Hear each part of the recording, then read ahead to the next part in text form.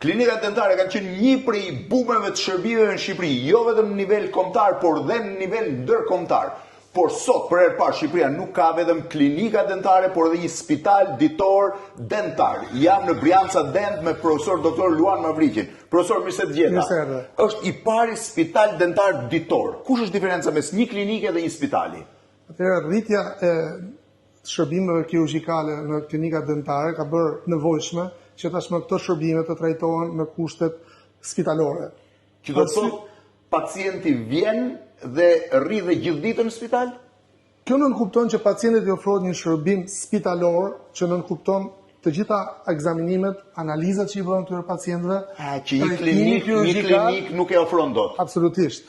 Por duke qenë që shërbimi kirurgjikal në vetvete kirurgjia është një proces jo i thjesht për pacientin, duke pasur parasysh që tashmë jetojmë në një kohë ku pacientët kanë shumë smundje, pasi shërbimet kirurgjikale dentare ku bëjnë pjesë implantet ofrohen në pacientë të moshave mbi 50 vjeç, që në vetvete mbartin edhe smundjet natyrave të tjera, si diabete, smundje kardiovaskulare e shumë të tjera.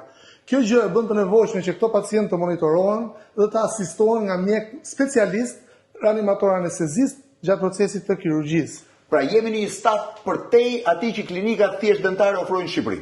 Absolutisht, sepse në një klinikë të thjesht nuk mund të ofrohen shërbime spitalore, sepse vetë targeti i licencës nuk ja u lejon. Në një spital është të mundshme që ne pacientët të ofrojmë përveç analizave, diagnostikimit, monitorimit dhe ndjekjen post-kirurgjikale. Prandaj dhe kjo quhet day hospital, sepse pacienti mund të mbahet në monitorim dhe në vëzhgim në kushtet e klinikës, pra në kushtet e spitalit ditor, gjatë gjithë ditës pas kirurgjisë. Kam një pyetje të fundit. Praktikisht ne po shkojmë nga niveli klinikave në nivelin e spitalit ditor që ky është i pari në Shqipëri, Brianca Dent. Pse Shqipëria ka këtë nivel kaq të kërkuar të shërbimit dentar? Kush është sekreti?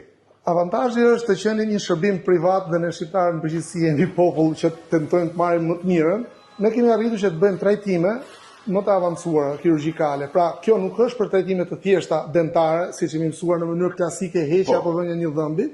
Këtu ofrojnë shërbime më komplekse, sidomos kirurgjinë implantare. Që janë në të njëjtin nivel me ato ndërkombëtare? Absolutisht. Mund të themi, unë them me krenarit, paktën në zonat që unë njoh, që është Italia, Gjermania dhe Amerika, jemi në nivele shumë të larta të këtij shërbimi.